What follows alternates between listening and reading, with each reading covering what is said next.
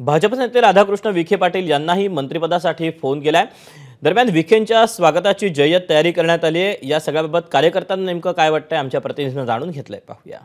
आपल्यासोबत काय पदाधिकारी आहेत, हार आणलेले आहेत, नेमकं कोणासाठी आणलेत, कुठून आलात आपण? विखे पाटील साहेबांना शिर्डी। आम्ही शिर्डी मतदारसंघातील नामदार राधाकृष्ण विखे पाटील साहेब यांचे कार्यकर्ते। आमच्या माहितीप्रमाणे साहेबांना फोन आलेला आहे आणि साहेबांचा शपथविधी फिक्स झालेला आहे। त्याच्यामुळे आम्ही अतिशय कार्यकर्ते उत्साहामध्ये आहे आणि आम्ही आलो आहे। सरकार महसूल मंत्रीपद हे पुन्हा परत मिळणार ही आमच्या प्रार्थना करतो। तुम्ही काय सांगाल?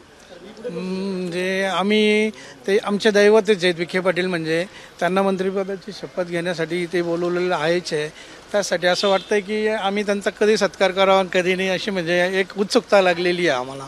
धाकधूक होते कारण जुने मंत्री जे आहे ते त्यांना संधी मिळणार नाही, नवीन दिणार असंही चाललं होतं। आम्हाला अजिबात धाकधूक नव्हती। आज अहिल्यानगर जिल्ह्याचे खरे तर विखे पाटील साहेब किंगमेकर ठरले आहे। 12 पैकी 10 जागा निवडून आल्या आहे। त्यातले त्यात मुख्यमंत्र्याचा चेहरा असणारे बाळासाहेब थोरात यांचा पराभव करून साहेब इथं आले आहे। त्याच्यामुळे आम्हाला अजिबात धाकधूक नव्हती। आम्हाला 100% खात्री होती का साहेबांना खातं भेटणार आहे आणि मोठं खातं भेटणार आहे। एबीपी माझा, उघडा डोळे बघा नीट।